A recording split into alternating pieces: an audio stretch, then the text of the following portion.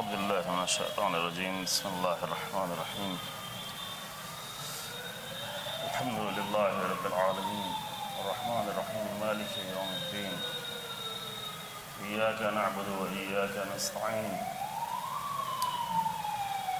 اهدنا الصراط المستقيم صراط الذين أنعمت عليهم غير المغضوب عليهم ولا الضالين. صدق الله العلي العظيم.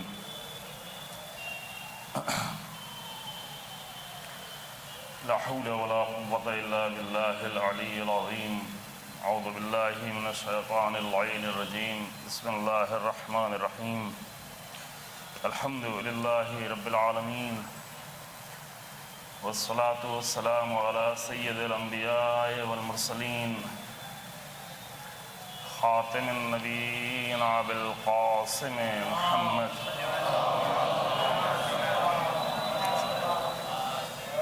الصلاة والسلام على أهل بيته الطيبين الأطهرين المعصومين المنتجبين ولعنة الله على أعدائهم أعداء الله أجمعين. أما بعد فقد قال الله تبارك وتعالى في كتابه الكريم. بسم الله الرحمن الرحيم. ولتكن منكم أمة يدعون إلى الخير يأمرون بالمعروف وينهون عن المنكر وأولئك هم الفائزون. صلی اللہ علیہ وسلم. وأولئك هم المفلحون. معاف کیجیے گا، آیت کا ترجمہ اس طرح سے، معنی کے لحاظ سے دونوں ایک ہی لیکن لفظ بدلے ہوئے. قرآن مجید کی سورہ آل عمران کی 104 نمبر کی آیہ کریمہ ہے، جس میں قرآن نے ایک تقاضا کیا ہے کہ ہر وقت مومنین اور امت مسلمہ کے درمیان میں ایک ایسا گروہ ہونا چاہیے. ظاہر ہے کہ جب قرآن کہتا ہے وَلْتَكُمْ مِنْكُمْ أُمَّةٌ، تو وہ اس لیے ہے کہ سب تو ایسے ہو بھی نہیں سکتے. یہ ممکن نہیں ہے کہ کوئی چیز کتنی ہی اچھی کیوں نہ ہو لیکن سب کے سبھی ویسے ہو جائیں. کسی معاشرے میں ایسا نہیں ہوتا. سب کے سب پوری طرح پڑھے لکھے ہوں، سب کے سب بہت ہی بااخلاق ہوں، سب کے سب بہت ہی باکردار ہوں. یہ عام طور سے نہیں ہوتا. تو اگر سب کے سب نہیں ہوتے تو کچھ بھی نہ ہو، تو ایسا نہیں. عام طور سے فطری طور پر انسان، کوئی بھی انسان ہو، اچھائیوں کو پسند کرتا ہے. فطرتاً انسان جو ہے حق کو پسند کرتا ہے، عدالت کو پسند کرتا ہے، نیکیوں کو پسند کرتا ہے. اس میں مذہب و ملت بھی نہیں دیکھا جاتا. عام طور سے کسی بھی مذہب کا اور کسی بھی دھرم کا انسان ہو، جو مفسد نہیں ہے، جو فساد پھیلانے والا نہیں ہے، جو شر پھیلانے والا نہیں ہے، اور ایسے شر پھیلانے والے لوگ کم ہوتے ہیں. پرسنٹیج کے لحاظ سے دیکھا جائے تو ہزاروں میں کچھ لوگ ہوتے ہیں، ان کی تعداد کم ہوتی ہے. زیادہ تر لوگ جو ہے وہ اچھائیاں ہی چاہتے ہیں. لیکن عام طور سے لوگ اپنی زندگی میں بزی ہوتے ہیں اور اپنی زندگی کی مصروفیات کی وجہ سے خود بہت زیادہ کچھ وقت نہیں نکال پاتے. خود جو ہے وہ اچھائیاں پھیلانے کے لیے، اچھائیوں کے لیے بہت زیادہ کوشش نہیں کر سکتے. اپنی اپنی حد تک سب کوشش کرتے ہیں، گھر کی حد تک، فیملی کی حد تک، بچوں کی حد تک. لیکن قرآن ایک تقاضا کرتا ہے. قرآن کا تقاضا بالکل واضح ہے، اور یہ تقاضا وہ ہے کہ جس کی بنیاد پر کربلا کی بنیادوں میں سے ایک اہم بنیاد بھی ہے کہ آپ کی خدمت میں کربلا کی بنیادی اصول بیان ہو رہے ہیں. یہ قرآن کا تقاضا ہے، ہر دور کے لیے البتہ ہے. صرف 60 ہجری کے لیے، 61 ہجری کے لیے نہیں ہے، صرف رسول اللہ کے زمانے کے لیے نہیں ہے، اور صرف آج کے لیے بھی نہیں ہے، ہمیشہ کے لیے تقاضا ہے. اور وہ یہ ہے کہ وَلْتَكُمْ مِنْكُمْ أُمَّةٌ، چاہیے ہے کہ ایک ایسا گروہ ہمیشہ ہو. یہ چاہیے ہے یعنی یہ کہ حتماً ایسا چاہیے جس کا کام یہ ہو کہ يَدْعُونَ إِلَى الْخَيْرِ، جو لوگوں کو خیر کی طرف دعوت دے رہا ہو، خیر کی طرف بلا رہا ہو، خیر طلب ہو، خیر پسند ہو، خیر کا داعی ہو، خیر یعنی اچھائیوں کا، بہتری کا، سماجی خوبیاں، اخلاقی خوبیاں، زندگی کے دیگر مسائل میں جو خوبیوں کی ضرورت ہے، یہ بنیادی تقاضا ہے قرآن کا کہ یہ گروہ ہمیشہ چاہیے کہ جن کا کام یہ ہو خیر کی طرف کس طرح بلائیں، یأمرون بالمعروف وینہون عن المنکر، وہ لوگوں کو معروف کا حکم دیں، معروف کی دعوت دیں، معروف ان کے سامنے پیش کریں۔ اب معروف کیا ہے؟ معروف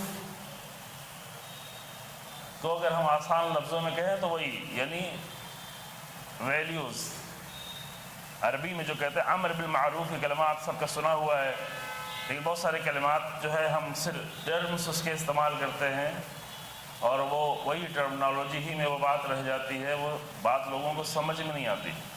اور صرف دین ہی میں نہیں ہے، یہ علوم میں بھی ایسا ہے، سائنسز میں بھی ایسا ہے کہ بعض وقت جو ہے ٹیچرز، پروفیسرز اور اساتذہ اور حوضوں میں بھی اور دوسری جگہوں پہ ان کا زیادہ زور یہ ہوتا ہے کہ یہ ٹرم جو ہے اس کی جو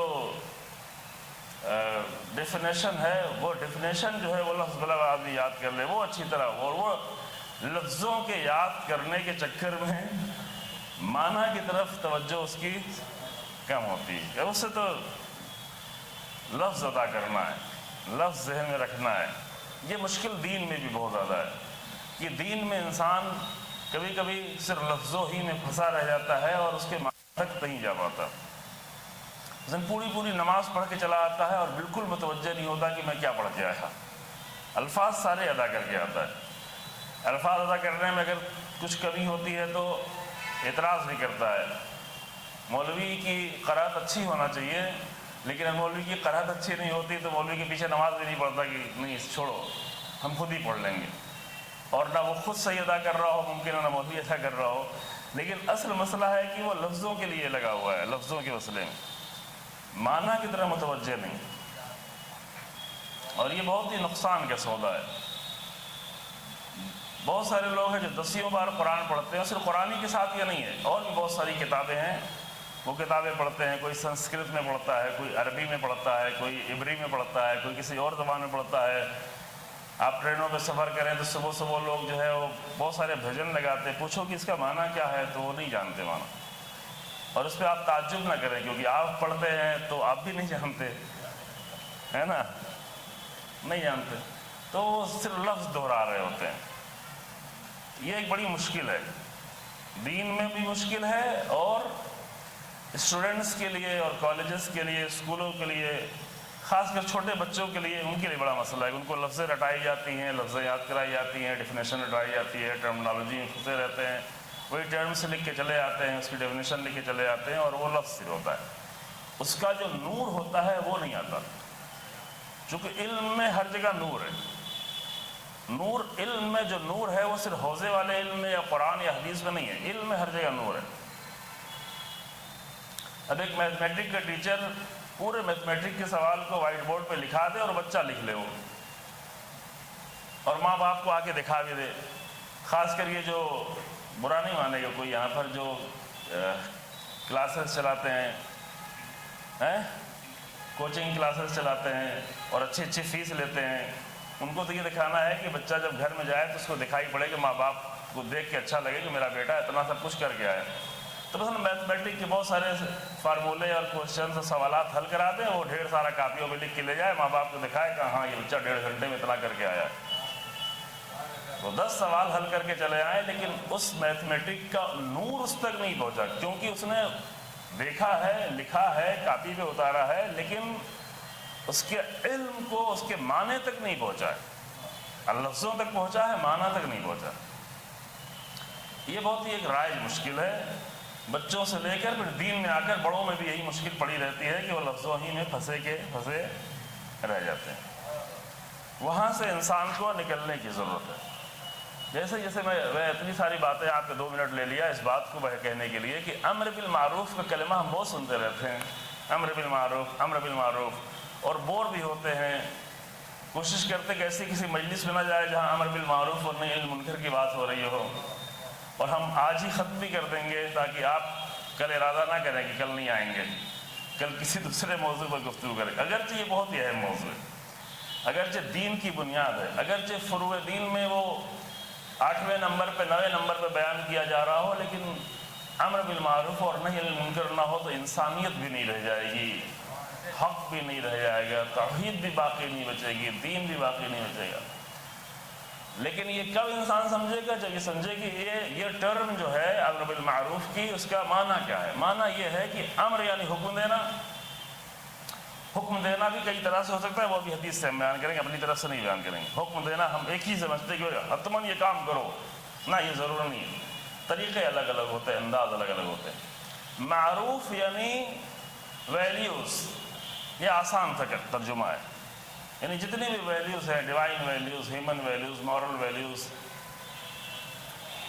جن ویلیوز کی انسان کو بہت زیادہ ضرورت ہے۔ اور یہ جملہ ہم کہتے رہتے ہیں، کبھی کبھی ہمارا جملہ البتہ نہیں ہے، ہمارے استاد کا جملہ ہے کہ انسان کو کھانے کی، پانی کی، گھر کی، مکان کی، کیا کہتے ہیں، روٹی، کپڑا، مکان، بلکہ اس سے بھی آگے بڑھ کر آکسیجن کی اتنی زیادہ ضرورت نہیں جتنا اس کو ویلیوز کی ضرورت ہے، کیونکہ آکسیجن کے بغیر یہ 3-4 منٹ میں مر جائے گا، لیکن ویلیوز کے بغیر زندہ رہ کے بھی مرا ہوا ہوگا، ہمیشہ مرا ہوا ہوگا، جہاں رہے گا وہاں میت بنا رہے گا، صرف خود مرا ہوا نہیں ہوگا، جن لوگوں کے درمیان میں رہے گا ان کو بھی مار رہا ہوگا، جن سے دوستی کرے گا تو دوست کو مار ڈالے گا اگر ویلیوز نہیں ہے، اگر گھر کا سرپرست بن کے رہے گا تو بچوں کو مار ڈالے گا، بچے بھی اس کے زندہ ہوں گے لیکن وہ بھی مرے ہوئے ہوں گے۔ یہ خطابت نہیں عزیزو، یہ حقیقت ہے کہ ویلیوز کے بغیر انسان کیا ہے، ویلیوز کے بغیر انسان جانور اتنا بھی نہیں ہے، کیونکہ جانور میں کم سے کم جتنی ویلیوز جانوروں کی ہونا چاہیے اتنا تو ان کے پاس ہوتی ہے کہ وہ اپنے بچے کو کھلاتے ہیں، پلاتے ہیں۔ جانوروں میں اتنی ویلیوز ہوتی ہے کہ وہ پیٹ بھر لیتے ہیں تو آپ ان کو کچھ بھی لا کر دو وہ نہیں کھائیں گے، نہ اکٹھا کریں گے،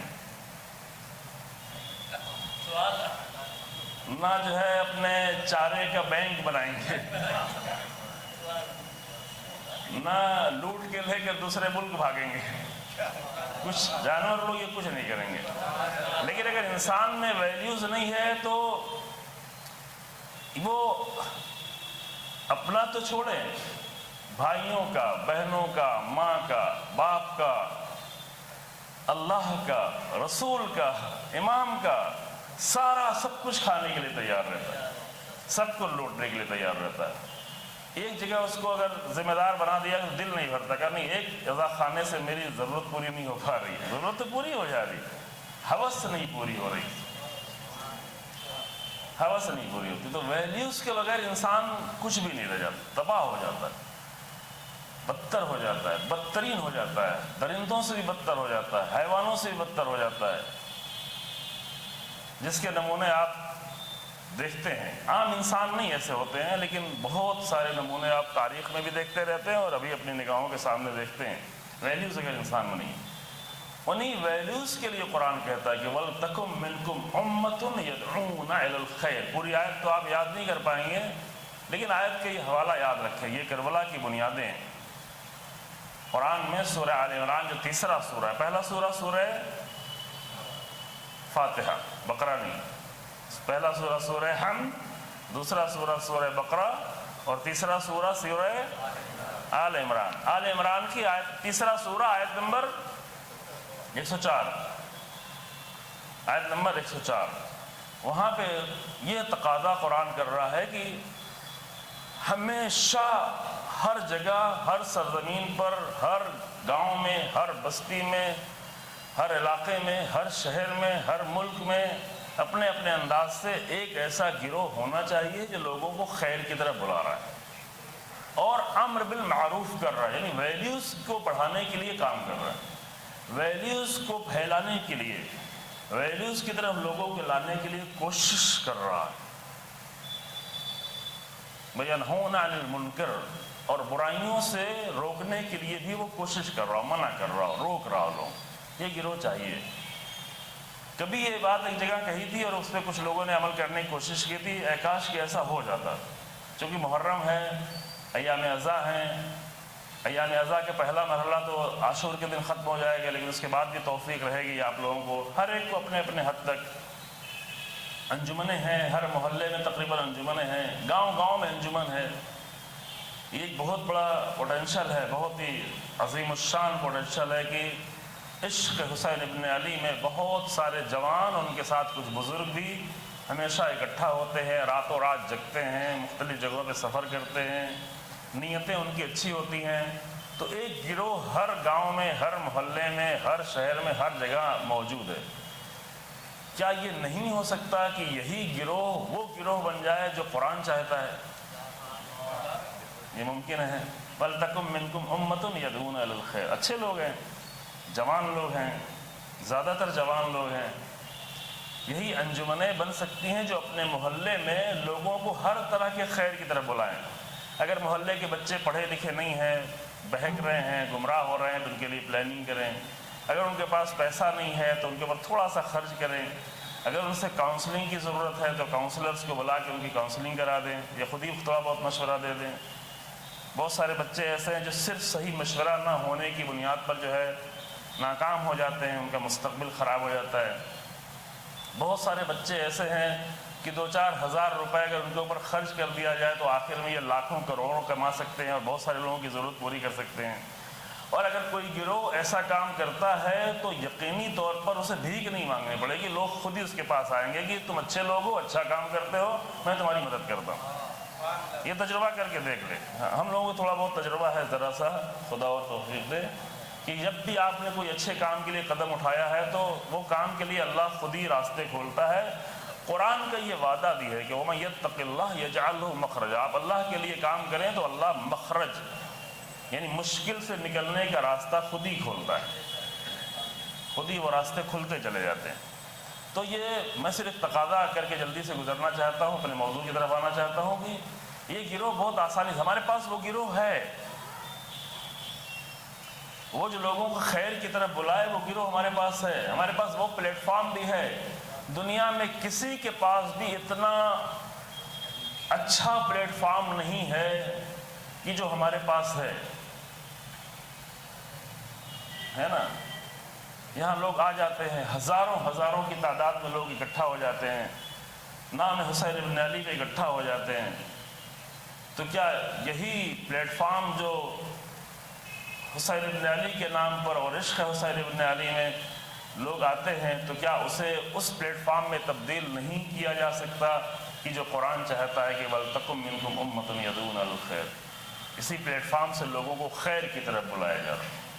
خیر سے مراد صرف نماز روزہ اور حج زکوٰۃ نہیں ہے، خیر سے مراد کسی معاشرے کی ہر ضرورت خیر ہے، جو بھی ضرورت۔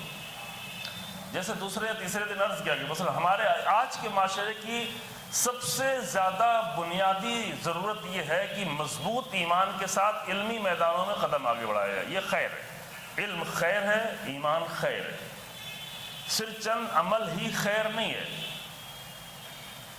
ایمان سب سے بڑا خیر ہے۔ ایمان کا موضوع ہمارا شام سے پہر کی مجلس کیا ہے؟ ایمان سب سے بڑا خیر ہے۔ علم اتنا بڑا خیر ہے جس کی وجہ سے آدم کا سجدہ کیا جا رہا ہے۔ علم اتنا بڑا خیر ہے کہ جس کی وجہ سے انبیاء کا مقام سب سے بلند ہے۔ رسول اللہ مدینہ علم ہے اس لیے عظیم ہے، امیر المومنین باب مدینہ علم ہے جس کی بنیاد پر سربراہ، یہ خیر ہے۔ یدعون الی الخیر، اس سے ایک بیچارہ نارمل سا مولوی سے یہ سمجھتا ہے کہ مسجد میں جاؤ اور لوگوں کو 2 نصیحتیں کر دو اور کہیں کہ ہاں خیر کی طرف دعوت ہو گئی۔ یہ نہیں کہا قرآن نے، کہا کہ ایک گروہ ایسا ہو کہ جو لوگوں کو خیر کی طرف لائے اور ہر خیر کی طرف لائے، ہر خیر کی طرف۔ خیر ہی سے استخارے کا لفظ بنا ہوا، پتہ ہے خیر سے استخارے کا لفظ بنا ہوا۔ یہ میرے بہت قریبی بھائی ہیں، اس لیے آپ کو میں ڈسٹرب نہیں کر رہا ہوں، الگ سے صلوات نہیں بھجوا رہا ہوں، لیکن ایسے آپ صلوات پڑھیں، ان کے لیے نہیں، لیکن آپ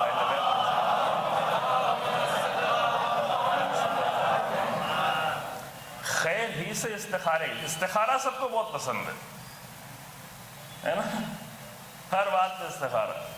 آج میرے ایک بھائی نے مجھے فون کیا، میں پہچانتا نہیں، پتہ نہیں یہاں پہ ہیں کہ نہیں ہے، کہا کہ نہیں، آپ میرے ایک دوست ہے وہ بغیر استخارے کوئی کام نہیں کرتے، باہر جانا چاہتے ہیں، آپ استخارہ کہا میں تو استخارہ کرتا ہی نہیں، میں ممبر پہ اعلان کر دوں تاکہ آپ پھر فون مجھے نہ کریں باہر۔ ہاں اگر کوئی استخارہ کرنے کے لیے جو فون کرتا تو میں استخارہ، صحیح والا استخارہ جو زیادہ کرنا چاہیے وہ بتا دیتا ہوں کہ جب بھی کوئی اچھا کام کرنا چاہو تو اللہ کی بارگاہ میں خیر کی دعا کرو۔ خیر کی دعا کرنے کو ہی استخارہ کہتے ہیں۔ استخارہ کے لفظی معنی ہی یہ ہے کہ اللہ سے خیر چاہنا۔ استخارہ یعنی خیر طلب کرنا، جیسے استحباب یعنی اللہ کی محبت چاہنا، جیسے استکبار یعنی بڑائی چاہنا جو اچھی چیز نہیں ہے نا، جیسے استنکار جیسے انکار چاہنا کسی چیز کا، جیسے استغفار یعنی مغفرت چاہنا، جہاں پہ الف سین یہ آ جاتا ہے عربی گرامر کے لحاظ سے وہاں چاہت کے معنی ہو جاتے ہیں، یعنی کوئی چیز طلب کرنا۔ استخارہ یعنی خیر چاہنا۔ تو بہت ساری روایتیں ہیں کہ آپ ہر چیز میں خیر چاہیں۔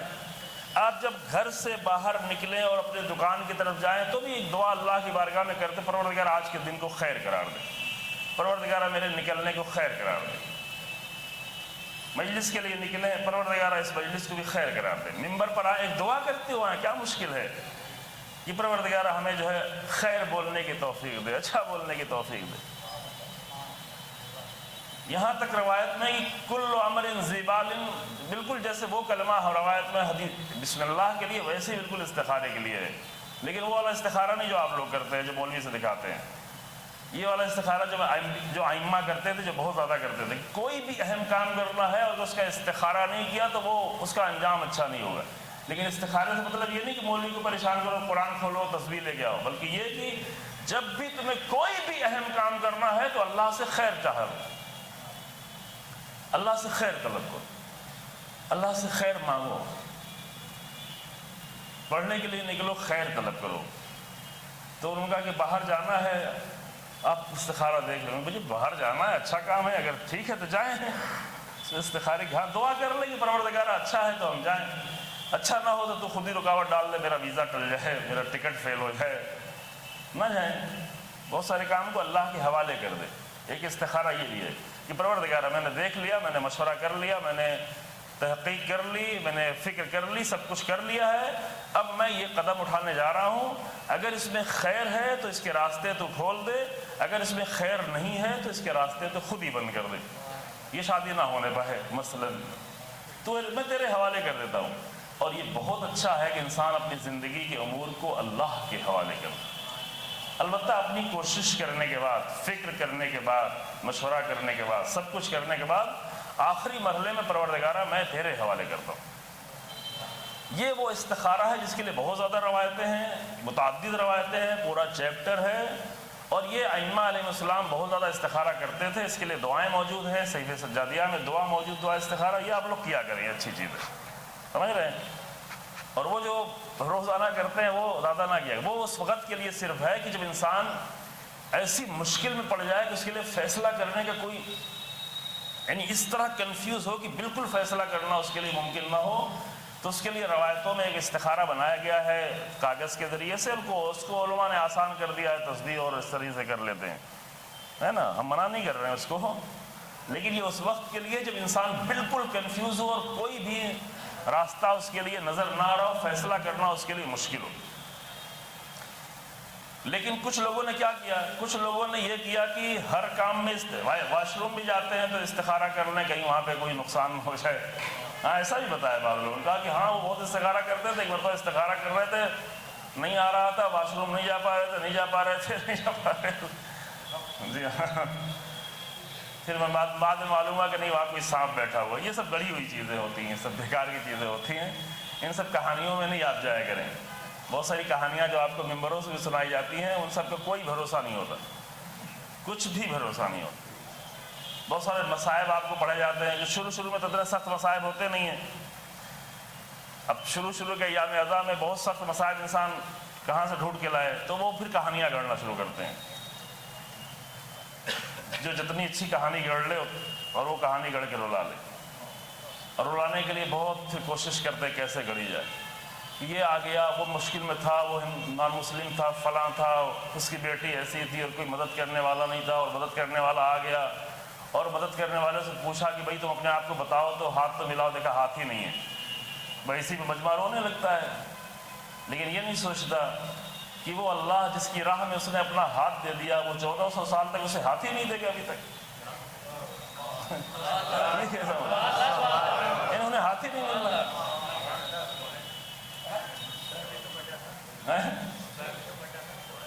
ہاں بہت ہوتا ہے نا، ہم نے بچپن میں بہت سنا ہے، اسی لیے کہہ رہا ہوں۔ تو جس نے اللہ کی راہ میں اپنے بازو قلم کر دیے، وہ اللہ اتنا مجبور کیوں ہے کہ 1382-83 سال گزر گئے اور ابھی تک ابوالفضل عباس کو ہاتھ ہی نہیں ملا، وہ ابھی تک بغیر ہاتھی کے ہیں؟ ایسا ہے نہیں، یہ سب چیزیں بنائی جاتی ہیں، قصے کہانی وہ تھوڑا آسان ہو جاتی ہے، مجلس لوگوں کو ایموشنل طریقے سے رونا آسان ہو جاتا ہے، اصلی مسائل پہ پھر رونا نہیں آتا، پھر یہی جھوٹے چیزوں پہ رونا آتا ہے، میں سمجھ رہے ہیں؟ تو بہت ساری چیزیں یوں ہی قصے کہانیوں کی شکل میں رائج رہتی ہیں، اگر اس کے اندر حکمتیں پائی جاتی ہیں تو میں کہا کہ نہیں اتنا مسئلہ نہیں ہے، لیکن روایتیں نہیں بنائیں، جھوٹی روایت نہیں بنائیں، جھوٹے قصے نہیں گڑھے جائیں، ٹھیک ہے؟ تو میں عرض یہ کر رہا تھا کہ انسان کو ہمیشہ خیر طلب ہونا چاہیے اپنی زندگی میں۔ تو انسان ہمیشہ خیر، کون ہے جو آپ میں سے ہے جو اپنی زندگی میں شر چاہتا ہو؟ ہے کوئی؟ شر کا مطلب یہ کہ میں ابھی بیمار ہو جاؤں، مجھے ابھی کینسر ہو جائے، کون شر چاہتا ہے؟ میرا بچہ جو ہے مر جائے، شر تو یہی ہے نا، موت ہو جائے، بیماری ہو جائے، گھر اجڑ جائے، سیلاب آ جائے، زلزلہ آئے، میرا گھر گر جائے، یہ شر ہے۔ چاہے کہ کوئی ہاتھ ٹوٹ جائے، باہر نکلوں بائک سے ایکسیڈنٹ ہو جائے، میرا ہاتھ ٹوٹ جائے، یہ سب شر ہے۔ ہر وہ چیز جو انسان کو نقصان پہنچائے وہی شر ہے، چاہے انسان کی دنیا کو، چاہے انسان کے جسم کو، چاہے انسان کی روح کو، چاہے انسان کی آخرت کو، ہر نقصان پہنچانے والی چیز شر ہے۔ اس کے مقابل میں ہر فائدہ پہنچانے والی چیز انسان کے لیے خیر ہے، چاہے وہ دنیا کے لیے خیر ہو، چاہے آخرت کے لیے خیر ہو، چاہے عقل کے لیے خیر ہو، چاہے دین کے لیے فائدہ پہنچانے والی ہو، چاہے بچوں کو فائدہ پہنچانے والی ہو۔ تو خیر انسان کو چاہیے، اور وہ لوگ بہت اچھے ہیں جو اپنے لیے بھی خیر چاہتے ہوں اور دوسروں کے لیے بھی خیر چاہتے ہوں۔ اپنے لیے تو ہر انسان خیر چاہتا ہے، صرف اپنے لیے خیر چاہنا یہ کوئی بڑا ہنر نہیں ہے، سمجھ رہے ہیں؟ کیونکہ وہ لوگ جو صرف اور صرف اپنے لیے خیر چاہتے ہیں اور یہ عادت کر لیتے ہیں کہ ہم صرف اپنے ہی لیے خیر چاہیں گے، تو اپنے لیے خیر چاہنے کے لیے کبھی کبھی دوسروں کے لیے شر بھی پیدا کر دیتے ہیں کہ میرا فائدہ ہو چاہے دوسروں کا جو بھی ہو۔ یہ زیادہ خطرناک ہو جاتا ہے، مجھے ووٹ مل جائے، میری حکومت چل جائے، میرا اقتدار رہے، میرا غلبہ رہے، میرے وقت میں، میرے اختیار میں وقت رہے، میرا امام باڑہ رہے، میری مسجد رہے، میرا ممبر رہے۔ اپنا خیر، اپنے خیر کے لیے پھر لازمی طور پر دوسروں کو نقصان پہنچاتا ہے۔ وہی انسان دوسروں کو نقصان نہیں پہنچاتا جو اپنے خیر کے ساتھ ساتھ دوسروں کے لیے بھی خیر چاہے، اور یہیں سے پھر انسان بلند ہونا شروع ہوتا ہے۔ وہ انسان پست ہے، گھٹیا ہے، معمولی ہے، جو ساری اچھائیاں صرف اپنے لیے چاہتا ہو، دوسروں کے لیے نہیں چاہتا۔ اور قرآن بھی کہہ رہا ہے کہ وَلْتَكُمْ مِنْكُمْ أُمَّةٌ يَدْعُونَ، ایک ایسا گروہ ہمیشہ ہونا چاہیے، سب تو نہیں ہوں گے، زیادہ تر انسان نہیں ہوں گے جو صرف اپنے ہی دائرے میں سمٹے ہوتے ہیں، اپنے ہی کنویں میں بند ہوتے ہیں، اپنے ہی زندان میں گرفتار ہوتے ہیں، اپنے ہی زنجیروں میں اپنے آپ کو جکڑے ہوتے ہیں۔ تو ان زنجیروں کو توڑ کر لوگ نکلیں اور نکل کر دوسروں کے لیے خیر چاہیں۔ جب دوسروں کے لیے خیر چاہیں تو اس قرآنی گروہ میں وہ شامل ہو جاتے ہیں کہ بھئی جس کے لیے، ضروری نہیں کہ دوسروں کے لیے تو مطلب یہ کہ پوری دنیا کے لیے سب چاہنے لگے ہوں، سب امام خمینی نہیں بنتے، سب آیت اللہ سیستانی نہیں بنتے، لیکن جس حد تک جتنی انسان میں توانائی ہے، جتنا ممکن ہے، پڑوسی ہی کی حد تک، دوستوں ہی کی حد تک، عزیزوں ہی کی حد تک، رشتہ داروں ہی کی حد تک، جتنا انسان کے لیے ممکن ہے، یہ الگ سے ایک بہت بڑا چیپٹر ہے اور بہت بڑا خوبصورت چیپٹر ہے، اور بہت ہی خوبصورت اور بہت ہی اچھی روایتیں ہیں کہ اللہ کے نزدیک، رسول اللہ کے نزدیک سب سے زیادہ محبوب لوگ وہی ہیں کہ جن کے ذریعے سے لوگوں کو فائدہ پہنچتا ہو، سب سے پسندیدہ لوگ۔ یہ نہ دیکھو کہ کون کتنا رات رات بھر نماز پڑھتا ہے تو پڑھے، اچھی بات، اپنے لیے پڑھتا ہوگا، لیکن یہ انسان اس وقت اللہ کے نزدیک محبوب ہوگا جب اس کے ذریعے سے لوگوں کو فائدہ نہ پہنچنے لگے. اور فائدہ اسی انسان کے ذریعے سے پہنچ سکتا ہے جب پہلے انسان دل میں یہ نیت کرے کہ میرے ذریعے سے لوگوں کو خیر پہنچے. ورنہ کہ مجھ سے کیا مطلب، وہ 1 بجے رات میں پڑوسی بیمار ہو گیا، میں اپنی نیتیوں خراب کروں، مجھ سے کیا مطلب. وہ جائے وہ اولا گاڑی بک کر لے، میں کیوں اپنی گاڑی نکالوں. ہو سکتا ہے اولا گاڑی نہ ملے اسے، ہو سکتا ہے وہ گھر نہ ملے، ہو سکتا ہے کہ کوئی مشکل ہو، لیکن یہ کہ نہیں میں اپنی نیت خراب نہیں کر سکتا. کیوں یہ کہہ رہا ہے؟ اس لیے کہ اس کے اندر اس نے اپنی یہ تربیت ہی نہیں کی ہے کہ میری وجہ سے کسی کو خوشی ہو جائے، میری وجہ سے کسی کو خیر پہنچ جائے، میری وجہ سے کسی کو فائدہ ہو جائے. وہ صرف اپنی نیت دیکھ رہا ہے، وہ صرف خود کو دیکھ رہا ہے، وہ صرف خود کے فائدے کو دیکھ رہا ہے نا. اس کے مطلب یہ نہیں کہہ رہے کہ آپ سب کچھ اپنا چھوڑ کے صرف باہر نکل جائیں. اسلام میں ہر چیز کو بیلنس میں ہونا کہا گیا ہے، سب کچھ بیلنس میں ہو. یہ قرآن کی بات بالکل آیت ہے، واضح آیت ہے کہ دیکھو اس طرح سے تم نہ کرو کہ تم اس طرح اپنا ہاتھ کھول دو کہ بالکل خالی ہو جاؤ، کہ تمہارے لیے اپنا کچھ بھی نہ رہ جائے، اور نہ ہی اس طرح ہاتھ باندھ کے رکھو کہ کبھی ہاتھ کھلنے ہی نہ پائے. ایک بیلنس کو بنا کر وَلَا تَبْسُطْ كُلَّ الْبَسْطِ، پوری طرح سے نہ کھول دو، اور نہ ہی مقلولہ بنا کے رکھو، ایک دم بند بندھا ہوا، ہاتھ کبھی بھی نہ نکلے، کبھی جیب میں نہ جائے، کسی کے لیے نہ جائے. تو بیلنس کا راستہ اعتدال کا راستہ ہے، اسی کو صراط مستقیم کہتے ہیں، اور اسی کے لیے روزانہ آپ دعا کرتے ہیں اہدنا الصراط المستقیم. یہ بہت ہی اسلام کا بہت ہی حسین کنسیپٹ ہے کہ سب چیزیں بیلنس میں ہونا چاہیے. عبادتیں بھی بیلنس میں ہونا چاہیے. ان کو بہت ڈانٹا گیا جو صرف عبادتیں کرتے تھے، رات بھر نماز، دن بھر نماز کرنے، نہیں نکلو یہاں سے باہر، یہ سب اتنی عبادت کرنے کی ضرورت نہیں ہے، اتنے روزے نہیں رکھو. حتیٰ رسول اللہ کو بہت اچھا لگتا تھا کہ زیادہ روزے رکھے تو فرشتہ آ کر اور کم کرو، پھر فرشتہ آ کر اور کم کرو، پھر فرشتہ آ کر اور کم کرو روزہ. اتنا زیادہ روزہ نہیں رکھو یا رسول اللہ، اتنا روزہ نہیں رکھو، ہے نا. تو یہ میرا یہ موضوع نہیں ہے، لیکن یہ بہت ہی اسلام کا بہت ہی حسین چیپٹر ہے کہ اسلام ہر چیز کو بیلنس میں دیکھنا چاہتا ہے. رشتہ داری، باہر کے مسائل، گھر کے مسائل، انفرادی مسائل، اجتماعی مسائل، سوشل مسائل، انڈیویجول مسائل، دین کے مسائل، سماج کے مسائل. اتنے دیدار نہ بن جاؤ کہ بس جو ہے 24 گھنٹے جو ہے یہاں سے مجلس وہاں گئے، وہاں سے گئے تو وہاں گئے، وہاں سے گئے تو وہاں گئے، اور بچے بیچارے بھوکے ہیں، ان کو کوئی پڑھ کے اسکول چھوٹ رہا ہے، کالج چھوٹ رہا ہے، اسکول کے ذمہ دار لوگ پریشان ہیں کہ محرم آتا ہے تو بھئی کام سام بند ہو جاتا ہے، کلاسز خراب ہو جاتی ہیں، پورا نظام خراب ہو جاتا ہے. اور بعض شیعہ علاقوں میں تو لوگ شیعہ بچوں کو کام بھی نہیں دیتے. مجھے بتایا گیا ہے جہاں شیعہ بڑی آبادیاں ہیں، وہ کہتے ہیں فلاں کمپنی میں کام کرنے جائے، فلاں کی دکان پہ کام کرنے جائے، فلاں کی وہ کام ہی نہیں دیتا. کیا ہوگا شیعہ ہو؟ کہ اچھا شیعہ ہو، ہم تمہیں کام کرا کے سکھائیں گے، محرم آئے گا تم غائب ہو جاؤ گے. اور ایک صاحب نے مجھ سے کہا کہ میں نے کہا بھائی کام ہے، تم نے ذمہ داری لی ہے، تو وہ جو جس کو کام پہ رکھا تھا وہ لڑنے لگا. کہا تمہیں معلوم نہیں کہ شب داری پہ جانا ہے؟ تو یہ اہم مسائل ہیں کہ ایسا نہ ہو جائے کہ کلچر کے طور پر ہمیں ایک ایسی خاص نگاہ سے دیکھا جائے کہ بیکار لوگ ہیں، یہ صحیح کام نہیں کرتے ہیں، یہ وقت پہ چلے جاتے ہیں، بھروسہ نہیں ہے. یہ نہیں کہا گیا. ہم نے بہت سارے ملکوں میں دیکھا ہے عزاداری کرتے ہوئے لوگوں کو، آتے ہیں ایک مجلس صبح میں کر لیتے ہیں، ایک مجلس رات میں کرتے ہیں، بہت ہی مفید کرتے ہیں، اس کا بہت زیادہ اثر بھی لیتے ہیں اور اپنے کام بھی کرتے ہیں. اسکول بھی سب کھلے رہتے ہیں، پڑھائی بھی ہوتی رہتی ہے، کام بھی ہوتا رہتا ہے. یہ تو امام حسین نے نہیں کہا ہے کہ تم 2 مہینہ 8 دن تک جو ہے عورتیں ٹہلتی رہیں گھر پہ گھر، یہاں سے وہاں، وہاں سے وہاں، وہاں سے وہاں، سیکھیں کچھ بھی نہیں. فریج اور گھر پورا تبرک سے بھرا ہوا ہو اور بچے علم سے خالی ہو رہے ہیں. نتیجہ یہ تو نہیں کہا ہے، واقعی نہیں کہا ہے. شوہر پریشان ہو، 8 گھنٹہ ڈیوٹی کر کے آیا ہے تو بیوی سے کہ بھیا مجھے کچھ کھانا ہونا چاہیے. کہا شرم نہیں آتی؟ میں مجلس سے روک رہے ہو تم مجھے. پھر حالات خراب ہوں، پھر گھر کی فیملی کے مسائل خراب ہوں، یہ نہیں کہا گیا ہے، ہرگز یہ نہیں کہا گیا۔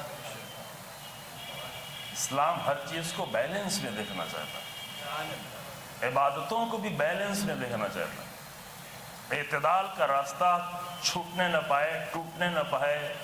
انصاف کے ایک معنی، انصاف پڑھا نا آپ کے سامنے 3 دن پہلے کہ کربلا کا ایک مقصد تھا انصاف۔ انصاف کے ایک معنی یہ بھی ہے کہ اپنے ساتھ بھی انصاف کرو، اپنے بچوں کے ساتھ بھی انصاف کرو۔ وہ انسان جو اپنے ساتھ انصاف نہیں کر سکتا وہ کبھی دوسروں کے ساتھ نہیں کر سکتا۔ دین و دنیا کے درمیان میں بھی انصاف کرو، اتنا دین والے نہ بن جاؤ کہ دنیا کی ذمہ داریوں کو بالکل بھلا دو، اور اتنا دنیا میں غرق نہ ہو جاؤ کہ تمہیں ایک مجلس کرنے کا بھی موقع نہ ملے کہ نہیں عاشور کو چلے جائیں گے، ابھی تو نہیں موقع ہے۔ یہاں بھی بیلنس ٹوٹ جاتا ہے نا۔ تو زندگی کو عقل و شعور کے ساتھ آگے بڑھایا جائے اور حکمت اور وزڈم کے ساتھ آگے بڑھایا جائے، تبھی وہ زندگی خوبصورت ہوتی ہے۔ اور یہی خیر ہے، خیر اعتدال ہے، خیر انصاف ہے، خیر توازن ہے، خیر تناسب ہے، خیر بیلنس ہے۔ آسان کر دوں آپ کے لیے، بیلنس کی زندگی جینا یہی جو ہے، یہی خیر ہے۔ اور قرآن نے چاہا کہ سب خیر کی طرف آئیں۔ قرآن یہ چاہتا ہے کہ یہ صرف میرے بندے خیر کی، میرے مسلمان، میرے مومن نہیں، سب خیر کی طرف آئیں، سب کو خیر کی دعوت دو۔ یہ نہیں کہا کہ مومنوں کو خیر کی دعوت دو، ہرگز نہیں کہا۔ یہ نہیں کہ صرف مسلمانوں کو خیر کی دعوت دو، بلکہ قرآن اعلی اعلان کہتا ہے کہ ایک گروہ ایسا ہونا چاہیے جو سب کو خیر کی طرف دعوت دے اور ہر خیر کی طرف دعوت دے۔ اور سورہ آل عمران کی وہ آیت بھی میں پڑھتا ہی رہتا ہوں چونکہ بہت اہم آیت ہے، لیکن ابھی اس کا میسج دنیا تک نہیں پہنچا پائے ہیں۔ شاید کبھی کوئی ایسا انسان آپ لوگوں کے درمیان میں پہنچ جائے کہ میری زبان سے تو نہیں پہنچتا میسج، شاید آپ کی زبان سے پہنچ جائے۔ یہ قرآن کہتا ہے کنتم خیر امۃ اخرجت للناس، ہم نے تم کو بہترین خیر امت بنایا ہے، لیکن کس لیے بنایا ہے؟ اخرجت للناس، لوگوں کے لیے بنایا، تمام انسانوں کے لیے۔ تم خیر اس وقت ہو جب سب کی فکر کرو، جب سب کے لیے بھلائی چاہو۔ تم اپنے سیاست مداروں کو دیکھ کر اپنا طریقہ نہ طے کرو کہ وہ تو دوسرے مذہب کے لوگوں کو تکلیف پہنچانا چاہتے ہیں تو میرے پاس بھی کوئی طاقت آئے گی تو میں بھی دوسروں کو تکلیف پہنچاؤں گا۔ وہ مسلمانوں کو تکلیف پہنچاتے ہیں تو میں مثلا ہندوؤں کو نہیں پہنچا سکتے۔ ایک مسلمان کسی بھی کو، نہ عیسائی کو، نہ ہندو کو، نہ کرسچن کو، نہ یہودی کو، فقط اس سے لڑ سکتا ہے کہ جو لڑنے آیا ہے، بس۔ اور لڑنے میں بھی یہ قانون بتایا ہے قرآن نے کہ لڑنے میں بھی حد سے آگے نہیں بڑھنا، ولا تعتدوا، بوڑھوں کو نہیں مارنا، بھاگنے والوں کو حملہ نہیں کرنا، پیچھے سے حملہ نہیں کرنا، عورتوں پہ حملہ نہیں کرنا۔ کیوں؟ اس لیے کہ ان اللہ لا يحب المعتدین، کیونکہ اللہ حد سے آگے بڑھنے والوں کو پسند ہی نہیں کرتا۔ صرف لڑنے والوں سے لڑ سکتے ہو، باقی سب کو خیر پہنچاؤ، جتنا خیر پہنچا سکتے ہو، جس قوم کا ہو، جس دھرم کا ہو، جس مذہب کا ہو، جو بھی ہو، انسان تو ہے تو اسے خیر پہنچاؤ۔ اور خیر پہنچانے کے ساتھ ساتھ خیر کی طرف بلاؤ بھی، خیر کی دعوت بھی دو۔ اس طرح نہ بلاؤ کہ جیل میں جانا پڑ جائے، جی ہاں، لیکن خیر کی طرف بلاتے رہو۔ ہر جگہ ہر وقت کی حکمتیں ہوتی ہیں، طریقے ہوتے ہیں، انداز الگ الگ ہوتے ہیں، انداز بدلتے بھی رہیں گے، حکومتیں بھی بدلتے رہیں گی۔ یہ حکومتیں کوئی زیادہ لمبے نہیں چل پاتی، اور خاص کر اگر حکومت ظلم کے ساتھ ہو تو اس کو تو جلدی ختم ہو جانا ہے۔ اور اتنا اگر ظلم ہو جائے کہ خواتین کی عزتیں بھی محفوظ نہ رہ جائیں تو پھر تو بہت جلدی ختم ہو جانا ہے نا۔ یہ 2 خواتین کے اوپر ہونے والا ظلم اور اس کے اوپر 78 دن کی حکومت کی خاموشی، یہ ظلم تو تباہ کر کے رہے گا۔ اس کا نتیجہ انشاءاللہ خدا کرے کہ جلدی آ جائے، لیکن آئے گا۔ لیکن خیر کی طرف دعوت دینا، کچھ بھی ہو، بنی امیہ آ جائیں، بنی عباس آ جائیں، فرعون آ جائے، ظالم سے ظالم آ جائیں، لیکن ایک گروہ اس وقت، یہ قرآن نہیں کہتا کہ جب اچھا ماحول ہو، انبیاء کا زمانہ ہو، اولیاء کا زمانہ ہو، امام علی کی حکومت ہو، تو امام علی کی حکومت میں کچھ لوگ خیر کی طرف ہو، وہاں کیا ضرورت ہے؟ وہاں تو خود امیر المومنین موجود ہیں۔ خیر کی طرف بلانے والا گروہ اس وقت چاہیے ہے کہ جب ظلم ہو، جب ستم ہو، جب شر ہو، جب شر پھیلایا جا رہا ہو تو وہاں قرآن کہتا ہے وَلْتَكُمْ مِنْكُمْ أُمَّةٌ يَدْعُونَ إِلَى الْخَيْرِ۔ یہ بنیاد ہے کربلا کے اس 72 لوگوں کے گروہ کی کہ جب شر میں سب پھنسے ہوئے تھے تو وہاں پہ خیر کی طرف بلانے کے لیے حج کو بھی چھوڑ دیا، حج سے بڑے خیر کی طرف لے جانے کے لیے۔ حج بھی خیر ہی ہے، لیکن حسین ابن علی حج سے بڑے خیر کی طرف لے جا رہے ہیں۔ حج اپنے زمانے کے لوگوں کے لیے ثواب ہے، لیکن حسین ابن علی جو قربانی دے رہے ہیں وہ قیامت تک کے انسانوں کو خیر کی طرف بلانے کا ہنر سکھائے گا۔ اس لیے کبھی کبھی دو خیر میں بھی فیصلہ کرنا پڑتا ہے کہ یہ والا خیر بہتر ہے یا وہ والا خیر بہتر ہے۔ کون سا خیر، حج یا وقت کا امام، کعبے کے طواف یا مقتل کے طواف، صفا و مروہ کے درمیان میں سعی کرنا یا خیمے سے مقتل تک آنا اور جانا اور لاشوں پہ لاشیں اٹھانا، فرق کرنا پڑتا۔ اونٹوں کی، جانوروں کی قربانی دینا یا اپنے جوانوں کی قربانی دینا، فرق کرنا پڑتا ہے، وہ بھی خیر ہے۔ عام حالات میں وہ بھی خیر ہے، جب ضرورت پڑے کہ قربانی دی جائے جانوروں کی، لیکن جب یہ فیصلہ کرنا ہو کہ یہاں جانوروں کی قربانی دینے کا مسئلہ ہے یا جوانوں کی قربانی دینے کا مسئلہ ہے۔ اگر سیریا کے لوگ، اگر عراق کے لوگ، اگر ایران کے لوگ، اگر لبنان کے لوگ وہ صرف عید قربان میں جانوروں کی قربانی دیتے ہوتے تو آج ان تمام ملکوں میں داعش جیسے دہشت گرد ظالموں کا قبضہ ہوتا۔ تو وہاں پر بہت ساری ماؤں نے یہ طے کیا کہ مجھے اپنے جوانوں کی قربانی دینا ہے۔ اس وقت کا خیر کیا ہے؟ خیر کے درجات بہت بلند ہوتے چلے جاتے ہیں۔ اور پھر مجھے ایک حدیث یاد آ گئی جو ہم اکثر پڑھتے بھی رہتے ہیں، رسول اللہ صلی اللہ علیہ وآلہ وسلم،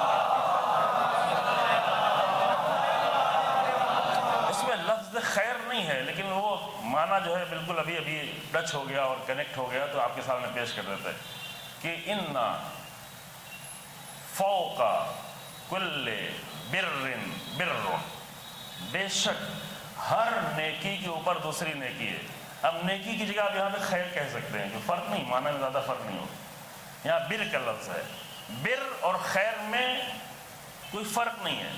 رسول اللہ فرماتے ہیں کہ ہر نیکی کے اوپر ایک اور نیکی ہے، حتی یقتل رجل فی سبیل اللہ، یہاں تک کہ کوئی انسان اللہ کی راہ میں قتل کر دیا جائے تو فلیس فوقہ بر، اب اس کے اوپر پھر کوئی نیکی نہیں، خط، نیکیوں کا سلسلہ خط، اس سے بڑھ کر کوئی نیکی نہیں ہو سکتی۔ تو یہاں سے دو نتیجہ نکالیں۔ ایک نتیجہ آسان سے یہ نکالیں کہ ہم کتنے ہی اچھے کام کر لیں، خوش نہ ہو کہ ہم نے بہت بڑا کام کر لیا، اس سے بھی کچھ بڑا کام ہوگا۔ ہم کہیں کہ ہم نے تو آج بڑا اچھا 28 سال پڑھ دیا ماشاءاللہ، تو بڑا خوش ہو کہ بڑا اچھا کام ہو گیا، کہ نہیں، اس سے بھی بڑے کچھ کام ہیں۔ آپ بھی کہیں کہ جب نے اتنی مجلس کر دی، اتنا اہتمام کر دیا، گرمیوں میں جا کے مجلس میں بیٹھے، پسینہ ہوا، پریشانی ہوئی، تو یہ سب کیا، اچھا کام ہے، تبرک بانٹا، محنت کی، اہتمام کی، یہ سب بہت اچھا کام ہے، لیکن اس سے بھی اچھا کوئی کام ہے، اس سے بھی اوپر کوئی کام ہے۔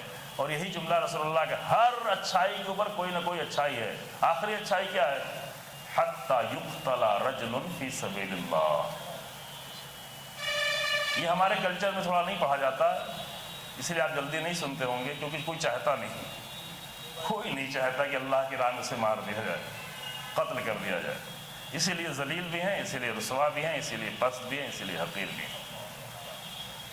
جب اللہ کی راہ میں کسی کے اندر شوق شہادت ہو جائے، تب اس دن وہ جانے کہ ہم نے آج کربلا سے اپنے آپ کو کنیکٹ کر لیا۔ اس کے پہلے کربلا فقط زبانی تھی، اس کے پہلے کربلا فقط زبان اور کان تک تھی، کربلا دل تک نہیں اتری تھی۔ جب کربلا دل تک اتر جائے تب انسان یہ ارادہ کر لیتا ہے کہ اب اگر ضرورت پڑی تو میں اپنی جان تو پیش کر دوں گا، کم سے کم یہ کم سے کم مرحلہ ہے۔ میں تھوڑا مشکل میں آپ کو ڈال دے رہا ہوں، اب آپ اگلے سال جو ہے آنے کے لیے سوچئے گا کہ ایسی مجلس میں جانا چاہیے کہ نہیں جانا چاہیے جہاں پہ مشکل میں پڑ جائیں۔ اب آخر میں 8-9 محرم تو آئیں گے ہی کہ 8-9 محرم کی مجلس کیسے چھوٹے، لیکن اگلے سال شروع ہی نہ کریے گا کہ ایسے مولوی کے مجلس نہیں سننا چاہیے کہ جو مشکل میں ڈالنے والا.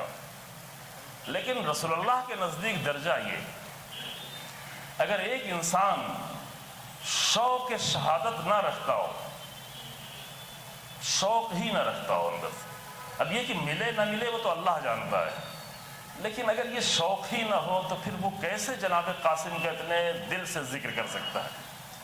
کیسے سمجھ سکتا ہے؟ اس 13 برس کے بچے کو کیسے سمجھ سکتا ہے؟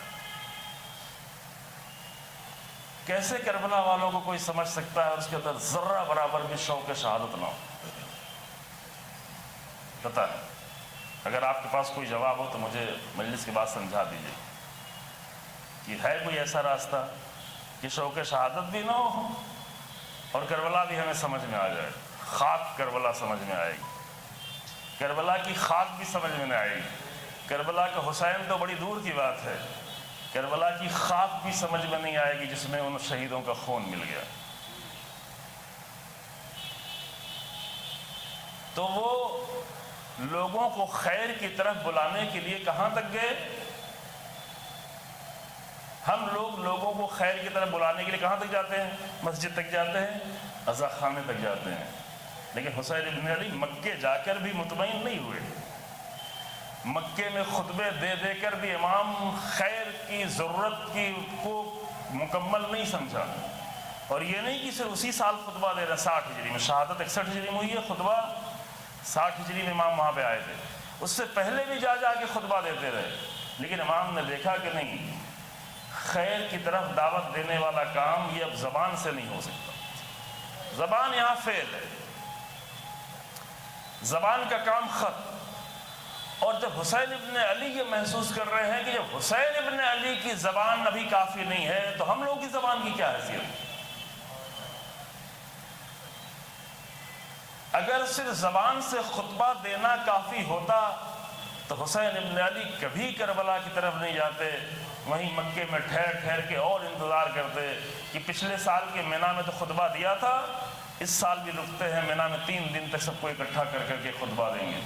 لیکن امام نے یہ طے کیا، امام نے یہ فیصلہ کیا، امام نے یہ تشخیص دیا کہ اس سال خطبہ دینا کافی نہیں ہے، چاہے زبان حسین ابن علی ہی کی کیوں نہ ہو.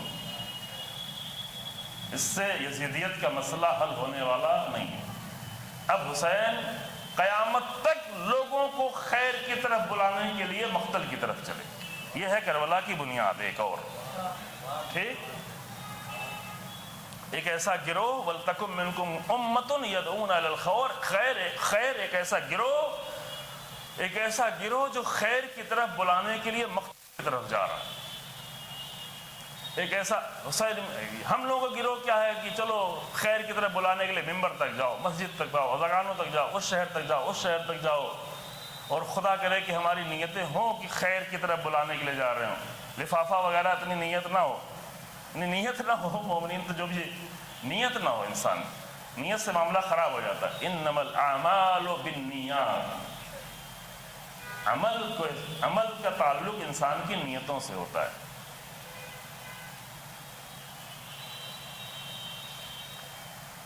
یامرون بالمعروف ینہون عن المنکر، جو امر بالمعروف کرتے ہوں اور نہی عن المنکر کرتے ہیں. اب ایک میں روایت جلدی سے پڑھ دوں، اور اس کے بعد بھی ایک مجلس اور بھی ہے تو آپ کو بھی دیر نہ ہو. اور یہ بہت اچھا ہوا کہ آخر میں کچھ اور مجلس ہو گئی کہ میں اور بڑھا ہی نہ سکوں انشاءاللہ تعالی. یہ روایت ہے جو ابھی میں فی الحال صحیح مسلم کے حوالے سے پڑھ رہا ہوں، لیکن یہ بہت اچھا ہے کہ روایت ہماری کتابوں میں بھی ہے. جو ابھی میں سرچ کر رہا تھا مجھے وہ مل گئی، پہلے بھی پڑھ چکا ہوں کئی سال پہلے.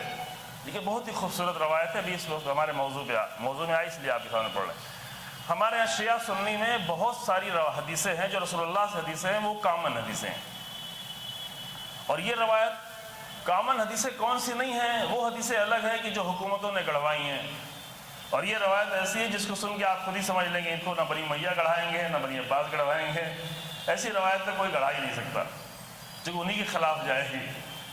جو روایت کسی کے خلاف جائے ایسی روایت آئے گا نا. تو یہ روایت سنیں جو شیعہ سنی دونوں کے یہاں موجود ہے. من را منکم منکرا، اگر کوئی برائیوں کو دیکھے، کوئی بھی برائی دین میں برائی، سماج میں برائی، فیملی میں برائی، اگر برائیوں کو دیکھے تو فَلْيُغَيِّرْهُ بِيَدِهِ، اسے چاہیے ہے کہ وہ پہلے اس برائی کو اپنے ہاتھ کے ذریعے سے، یعنی طاقت کے ذریعے سے، قوت کے ذریعے سے، گروہ کے ذریعے سے، جیسے ممکن ہو سکے اس کے ذریعے اس کو روکے۔ فَإِن لَمْ يَسْتَطِعْ فَبِلِسَانِهِ، اگر اس کے پاس طاقت نہیں ہے، حکومت نہیں ہے، اقتدار نہیں ہے، بہانے نہیں کرے، البتہ بعض لوگ کہ نہیں ہماری حکومت تو نہیں، لہذا ہمیں کچھ بھی نہیں کرنا چاہیے۔ ہم اسی ہندوستان میں جانتے ہیں کہ جہاں پر ایک بڑی تعداد میں مومنین موجود ہیں، انہوں نے بیٹھ کر یہ طے کیا کہ اپنے مسائل ہم سب کے سب خود ہی حل کریں گے اپنے علماء کے ذریعے سے اور اس بستی کے چند اور ذمہ دار لوگوں کے ذریعے سے۔ اتفاق اس میں انجمن کا رہنما بھی ہوتا ہے۔ انجمن کا کیا کہتے ہیں؟ سیکریٹری، چلے جی ہاں، انجمن کا سیکریٹری بھی ہوتا ہے اور امام جمعہ ہوتا ہے اور 2-4 اور علماء ہوتے ہیں۔ یہ لوگ مل کر، انجمن ہونی ایسی چاہیے، انجمن جو لوگوں کے مسائل کو حل کرے، واقع کرتی ہے۔ تو کم آبادی ہے، تھوڑے سے لوگ ہیں، وہ بستی تھوڑا بڑی ہے لیکن وہ پورا اسٹیٹ میں بہت کم آبادی۔ کرناٹک کی یہ بات ہے، پورے کرناٹک میں تقریباً 60,000 کے آس پاس شیعہ، بہت زیادہ نہیں ہیں۔ تو وہاں پر علی پور نام کی ایک بستی ہے، وہاں پر لوگ اکٹھا ہوتے، کوئی بھی مسئلہ ہو وہ آ کر امام جمعہ اور انجمن کا سیکریٹری اور کچھ اور شہر کے اگر ذمہ دار لوگ ہیں، وہ لوگ مل کر سارا مسئلہ حل کر دیتے ہیں۔ نہ کوئی کورٹ تک مسئلہ جاتا ہے، نہ پولیس تک جاتا ہے۔ پولیس تک اگر کوئی بھولے سے چلا گیا تو پولیس تھانے والے اسے باہر ٹکا کے جاؤ، نکلو یہاں سے، جاؤ اپنے یہاں، تمہارا مسئلہ وہاں حل ہو جائے گا۔ اور یہ نکالنا اچھا ہے۔ بعض لوگ وہ جو نکالتے ہیں کہ نہیں میں تمہارا کیس نہیں درج کروں گا اور یہ نہیں کروں گا، وہ الگ مسئلہ ہے، اور واقعاً حل کرتے ہیں۔ میں کئی بار خود رہا ہوں، بڑے بڑے مسئلے کو حل کیا گیا ہے، واقعاً بڑے بڑے مسئلوں کو حل کیا۔ تو یہ بہانہ نہیں کرے کہ نہیں ہم تو اب کچھ نہیں کر سکتے، نہیں، طاقت بھی ہے، قوت بھی۔ اگر انجمن نے اور علماء نے مل کر فیصلہ کر دیا ہے تو سب کو ماننا پڑتا ہے، اس پر عمل کرنا پڑتا ہے، ورنہ اس کا بائیکاٹ ہو جاتا ہے۔ اتنی طاقت تو وہی ہے، پولیس نہیں ہے، ڈنڈے نہیں ہے، جیل نہیں ہے، زندان نہیں ہے، بائیکاٹ تو کر سکتے ہیں۔ کہ اگر تم نے شریعت پر عمل نہیں کیا، اگر تم نے کسی پر ظلم کیا، اگر تم نے ہمارے ہی معاشرے میں رہتے ہوئے محلے میں کسی کے ساتھ ناانصافی کی ہے، تو ہم سب مل کے تمہارا بائیکاٹ کرتے ہیں۔ نہ ساتھ میں بیٹھ کے کھائیں گے، نہ بیٹھیں گے، نہ شادی کریں گے، نہ بیاہ کریں گے، نہ بات کریں گے، نہ چیت کریں گے۔ اچھا، اتنا کر سکتے ہیں انسان۔ اور بعض چیزوں سے منع بھی کیا گیا ہے، حدیث موجود ہے کہ وہ انسان جو بے نمازی ہو، جو کبھی نماز کی طرف نہیں آتا، اس کے ساتھ دسترخوان پہ آپ نہیں بیٹھیں، اس کو لڑکی نہیں دیں، اس سے لڑکا نہیں دیں، اس سے بات نہ کریں، اس سے کلام نہ کریں، حدیثیں ہیں۔ اب یہ کہ رسول اللہ کی نگاہ میں ایسا ہوتا ہے، ہماری نگاہ میں تو آپ شاید بعض لوگ برا بھی مان گئے ہوں کہ ایسی حدیث کیوں سنا دی، چونکہ ہمارا معیار بدل گیا ہے۔ لیکن رسول اللہ کی نظر میں یہ ہے کہ یہ کیسے ہو سکتا ہے کوئی انسان مسلمان بھی ہوگا کہ نماز نہیں پڑھتا، یہ کیسے ممکن ہے؟ یہ تو نہیں ممکن ہے، یہ ہو بھی تھا بھی نہیں، یہ ائمہ کے زمانے میں تھا۔ رسول اللہ یہ تو عمر سعد کا لشکر بھی ایسا نہیں کر پاتا تھا۔ اب عمر سعد کے لشکر جیسی نماز کوئی نہیں پڑھے، لیکن یہ کہ اتنی یہ رائج چیز تھی کہ یہ ممکن ہی نہیں کوئی اپنے آپ کو مسلمان کہہ رہا ہو نماز نہ پڑھے، یہ نہیں ممکن ہے۔ دھیرے دھیرے بدلتے بدلتے یہ حالت ہو گئی ہے کہ ابھی جو ہے کہتے کوئی مسئلہ ہی نہیں ہے، نماز بھی نہ پڑھتے ہوں، دین کے ذمہ دار بھی بن گئے اور نماز بھی نہ پڑھتے ہوں۔ میں نے تو بعض جگہوں پہ ایسا دیکھا ہے کہ بہت بڑی شہر کی سب سے بڑی مسجد کے متولی روزانہ بہت ہی پابندی کے ساتھ آفس میں آ کر گھنٹوں گھنٹوں بیٹھتے ہیں، اور ایک بار بھی کم سے کم مجھے نماز میں مسجد میں نظر نہیں آئی۔ میں کہیں کا نام نہیں لیتا کہ یہاں پہ کسی کی مقصد یہ بھی نہیں کسی کا نام لیا جائے۔ مسجد، شہر کی سب سے بڑی مسجد، یہ کوئی ہندوستان کے سب سے بڑے شہر کی سب سے بڑی مسجد مثلاً، اس کا متولی اور کبھی بھی نماز میں دکھائی نہ پڑے، ہے نا؟ یہ بھی ممکن ہے۔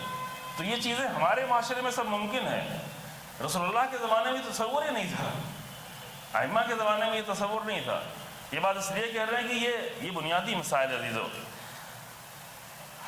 اب یہاں پہ حدیث میں فرمایا کہ اگر یہ ممکن نہ ہو، اگر بائیکاٹ نہیں کر سکتے، اگر طاقت نہیں دکھا سکتے، اگر سب مل کر اپنی طاقت نہیں دکھا سکتے، فَإِن لَمْ يَسْتَطِعْ فبلسانہ، اگر اس کی استطاعت نہیں ہے، ممکن نہیں ہے، تو کم سے کم زبان سے بیزاری ظاہر کرو کہ میں اس برائی سے بیزار ہوں، میں اس عمل سے بیزار ہوں، میں منکر کو قبول نہیں کر سکتا، میں شر کو قبول نہیں کر سکتا، میں شر کا ساتھ نہیں دے سکتا، میں شر پسندوں کا ساتھ نہیں دے سکتا، شر پسند اپنا رشتہ دار ہی کیوں نہ ہو تو ساتھ نہیں دے سکتا، شر پسند اپنا بھائی ہی کیوں نہ ہو اس کا ساتھ نہیں دے سکتا، ظالم اپنا باپ ہی کیوں نہ ہو، خدا نہ کرے کسی کا باپ ہو، ساتھ نہیں دے سکتا، ظالم خدا نہ کرے وہ ظالم ہے تو ظلم کرنے سے روکے، نہیں ظلم کرنے دے۔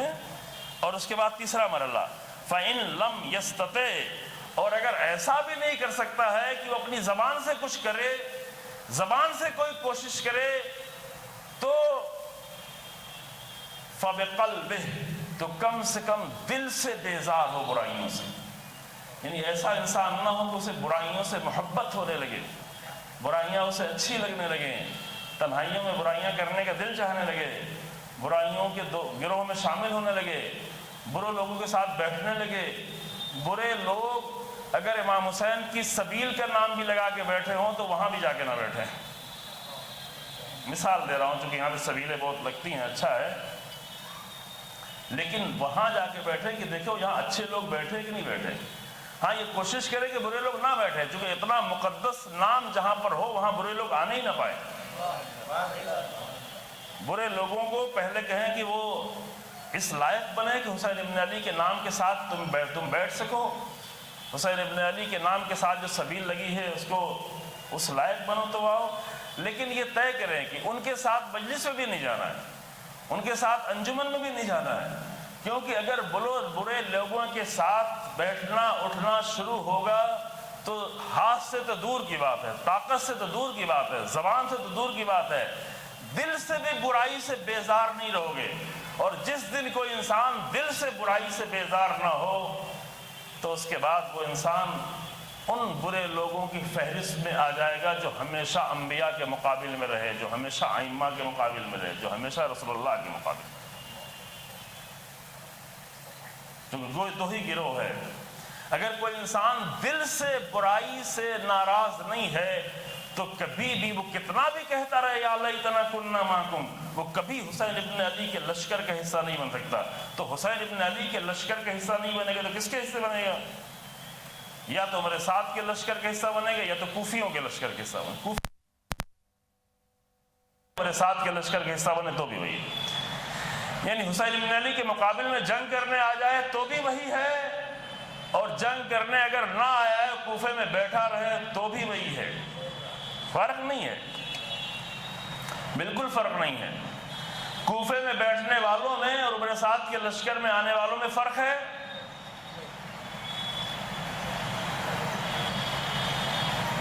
ایک مثال ہے، بہت پہلے دے چکا ہوں، پھر مجھے یاد آ کہ جلدی سے دے دیتا ہوں، وقت نہیں رہا اس لیے میں خالی ایک اشارہ کرتا ہوں، چونکہ بہت سارے لوگ مثال تو سن چکے ہوں گے کہ جب چکی چلتی ہے اور چکی کے دو پارٹ ہوتے ہیں اور ایک پارٹ چل رہا ہوتا ہے، نیچے والا پارٹ بالکل خاموش ٹھہرا ہوا رہتا ہے۔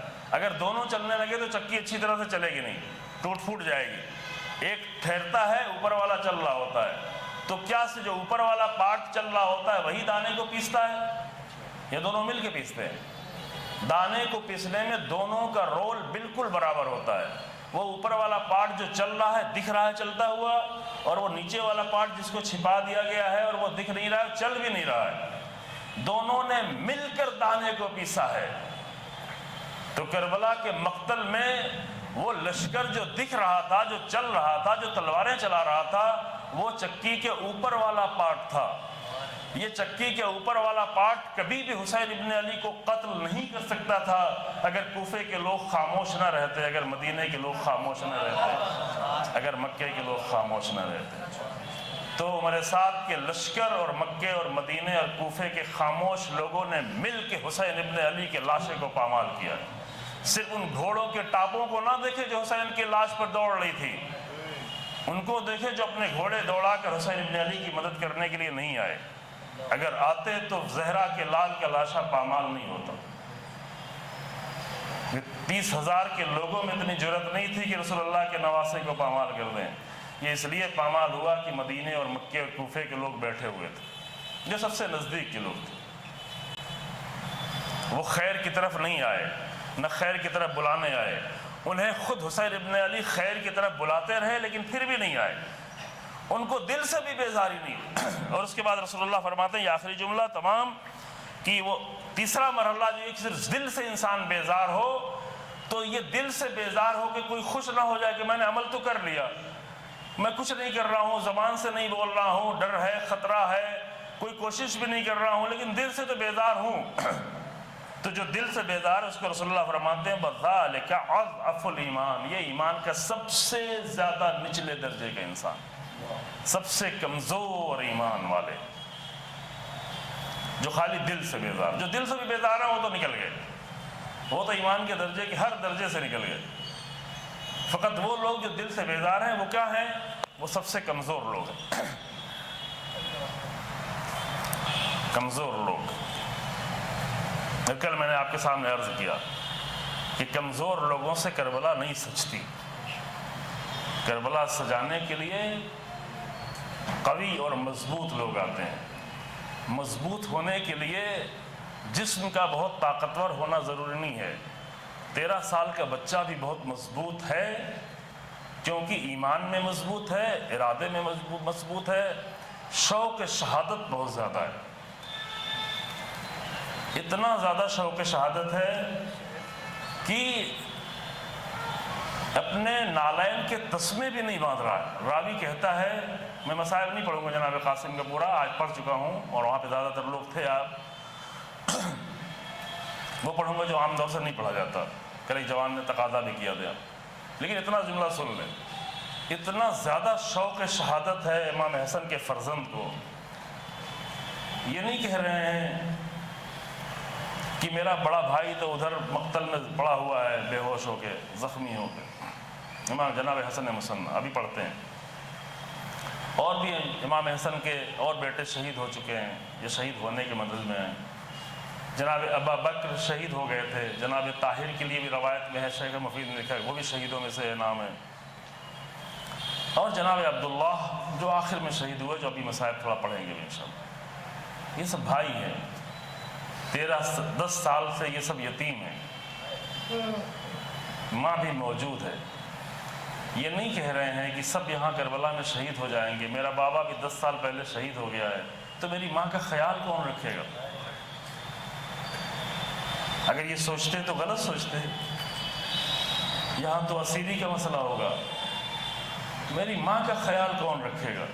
ماں کا خیال رکھنا بہت بڑا خیر ہے، ہر زمانے میں ماں کا خیال رکھنا، ماں کے لیے سوچنا، ماں کے لیے کوشش کرنا، یہ بہت بڑا خیر ہے۔ لیکن جب فیصلہ یہ ہو کہ اللہ کی راہ میں حسین ابن علی کے لیے شہید ہوا جائے، یہ خیر بہتر ہے یا ماں کے لیے رک جانا یہ بہتر ہے، تو فیصلہ کیا ہوگا؟ ہم جیسے کمزور لوگ یہ فیصلہ کریں گے کہ نہیں، ماں کا خیال رکھنا یہ بہتر ہے، لیکن امام حسن کا بیٹا یہ فیصلہ کرے گا کہ ماں کا خیال وہ میرا پروردگار رکھ لے گا جس نے ابھی تک میرا خیال رکھا ہے۔ میری ذمہ داری اس وقت ہے کہ میں اس وقت اپنے آقا کی مدد کروں، اپنے چچا کی مدد کروں، وقت کے امام کی مدد کروں۔ اور راوی کہتا ہے کہ میں نے دیکھا کہ اتنی جلدی تھی کہ جیسے ہی اجازت ملی، یہ ایک جملہ دہرا دیتے ہیں، یہ جملہ معتبر مقتل کی کتابوں کا ہے کہ رات میں پوچھا تھا کہ چچا جان میرا نام نہیں ہے، تو بتا دیا نام ہے، بہت گھبرائے ہوئے تھے، بہت پریشان تھے کہ میرا نام نہیں لیا گیا، سب کو پکارا گیا۔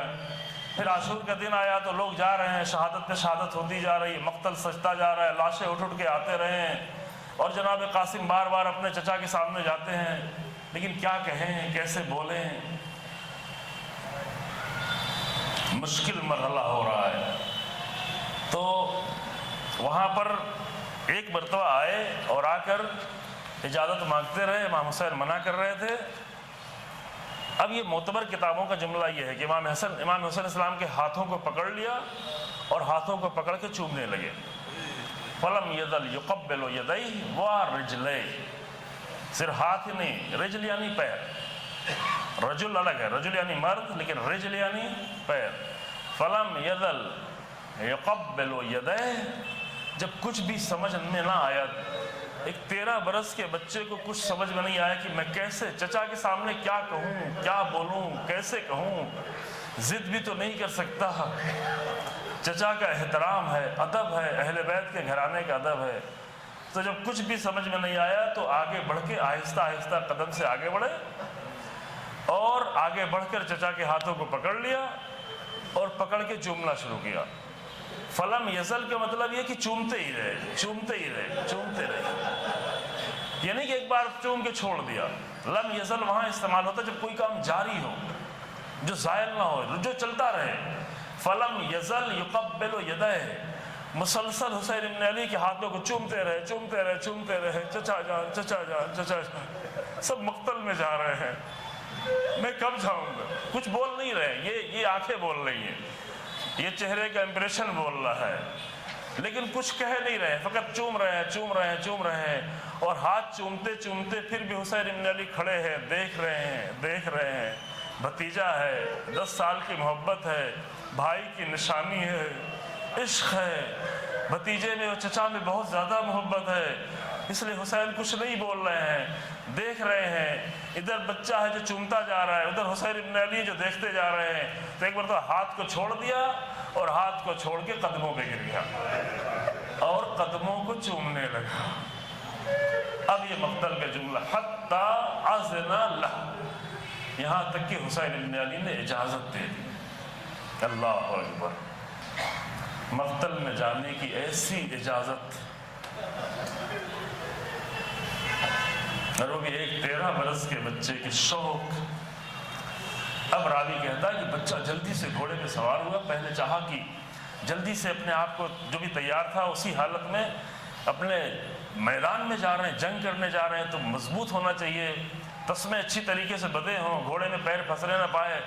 تو یہ تو چاہیے تھا، جنگی لحاظ سے لازمی تھا کہ جوتوں کو، نالین کے تسموں کو مضبوطی سے باندھیں اور مقتل کی طرف آگے بڑھے۔ تو جلدی سے ایک تسمہ باندھا، لیکن راوی حمید بن مسلم کہتا ہے کہ میں نے دیکھا کہ ایک تسمہ باندھ پایا تھا، دوسرے کا انتظار بھی نہیں کیا، اور جب وہ بیٹھ کے مقتل لکھ رہا تھا، نہیں معلوم کتنے مہینے بعد، تو کہا مجھے یاد ہے اچھی طرح سے کہ داہنے پیر کا تسمہ باندھ لیا تھا، بائیں پیر کا کھلا ہوا تھا، اور اسی عالم میں گھوڑے میں سوار ہو۔ اب یہ جملہ میں دہرا رہا ہوں کہ یہ شاید شوق شہادت تھا جو اتنی اجازت نہیں دے رہا تھا کہ پیر کا دوسرا تسمہ باندھے کہ جاؤ، جانے دو، کسی طرح نکلے تو یہاں۔ اور شاید یہ وجہ بھی تھا، یہ بھی وجہ رہی ہو کہ میرے چچا نے تو جانے کی اجازت دے دی ہے، بڑی مشکل سے یہ اجازت ملی ہے، چچا سے تو اجازت مل گئی ہے، لیکن اگر خیمے سے پھوپھی اماں نکل آئی اور انہیں بھی اپنا بھیا ہنسا نہیں آتا، اور خیمے سے میری ماں اگر نکل آئی، ماں تو نہیں نکلے گی، مجھے لگتا ہے کہ ماں کا خیال نہیں آیا ہوگا، ماں نکلے گی بھی نہیں، لیکن کہیں پھوپھی اماں آ کے نہ مجھے روک لے، لہذا جلدی سے گھوڑے پہ سوار ہو اور بس چلو۔ اور جناب قاسم چلے گئے، پھر لاشا اٹھا کے آئے۔ جب جا رہے تھے تو حسین ابن علی کے سینے سے لگے ہوئے تھے، آئے تب بھی حسین کے سینے ہی سے لگے ہوئے، لیکن بہت فرق تھا۔ جب جا رہے تھے تو دونوں رو رہے تھے، جب آ رہے ہیں تو سر حسین ابن علی کی آنکھوں سے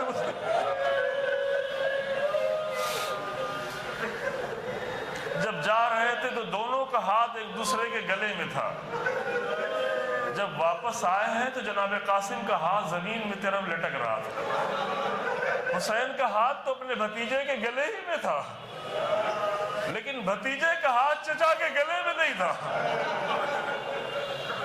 یہ منظر دیکھا نہیں جا رہا، یہ تو اپنے ایک بھتیجے کی قربانی تھی، اور ادھر جو سب سے بڑا بھتیجا حسن مصنع تھے، جو امام حسین کے داماد بھی تھے، سب سے بڑے بیٹے امام حسن کے، وہ بھی مقتل میں 18 گہرے زخم کھا کر بے ہوش پڑے ہوئے تھے، شہید نہیں ہوئے۔ اسی لیے یہ ہم لوگوں کی طرف سے ظلم ہو جاتا ہے کہ ایک ایسا مجاہد، امام حسن کا وہ بیٹا جو بہت شبیہ تھا امام حسن کی، اس کا نام ہی تھا سیکنڈ حسن، مصنع یعنی سیکنڈ حسن، شبیہ ہے حسن، جو 18 گہرے زخم کربلا کے مقتل میں کھا کر بے ہوش پڑا تھا، اور مرضی پروردگار تھی کہ وہ بیٹا بچ جائے، اس سے اچھی نسل آگے بڑھے، وہ بچ گیا۔ جو امام حسن کا بیٹا تھا، جو امام حسین کا داماد تھا، اس کا ذکر ہی نہیں کرتے، پھر وہ بچ گیا۔ شام غریبہ کے وقت جب گردنیں کاٹنے لگے تو کسی نے آگے خبر دی ایک نوجوان ہے، وہ بھی بیمار، وہ بھی غش کے عالم میں پڑا ہوا ہے، سانس لے رہا ہے لیکن بہت زخمی ہے۔ عمر سعد نے کہا کہ اس کا بھی گلا کاٹ دو، اس کی بھی گردن کاٹ دو۔ تو وہاں پر اسماء ابن خارجہ جو ماموں ذات رشتہ دار ہوتا تھا، ماموں نہیں تھا، قبیلے کے ماموں تھے، وہاں عرب میں قبیلہ چلتا تھا، اگر میرے خاندان میں شادی ہو گئی تو میرا بھانجا ہے۔ اس نے کہا ارے نہیں چھوڑ دو، یہ تو اتنا زخمی ہے، یہ تو یوں ہی جان چلی جائے گی، اب تو ہم جنگ بھی اپنی ختم کر چکے ہیں، اب اس بچے کو مارنے کا کیا فائدہ، یہ میرا خاندان کا بھانجا لگتا ہے۔ اتنا زیادہ اس نے سفارش کی کہ عمر سعد نے کہا ٹھیک ہے لے جاؤ، اور لے کے چلا۔ راستے میں انہیں ہوش آیا، حسن مصنع کو راستے میں ہوش آیا، کہا میں یہاں پہ کہاں ہوں؟ کہا ہم کوفے جا رہے ہیں۔ کہا کوفے کیوں جا رہے ہیں؟ میرا چچا کہاں ہے؟ میں اپنے چچا کے ساتھ آیا تھا، میں اپنے چچا کو چھوڑ نہیں سکتا۔ کہا حسین ابن علی قربان کر دیے گئے، قتل کر دیے گئے، حسین کے سر قلم کر دیا گیا، حسین ابن علی کے سر کوفہ بھیج دیا گیا۔ کہا میرے چچا کے سر قلم کر دیا گیا لیکن کربلا میں میری پھوپھی تو موجود ہے۔ اسی زخمی حالت میں چاہتے تھے کہ واپس کربلا کی طرف جائیں، تو کہا اب کربلا جانے کا کوئی فائدہ نہیں، بیویوں کو بھی اسیر کر لیا گیا، اور شاید پھر غش میں آگے لے گئے، کوفے میں علاج کیا، بچے رہے، بعد میں انہیں زہر دے کر شہید کر دیا گیا۔ ان کی نسل آگے بڑھی۔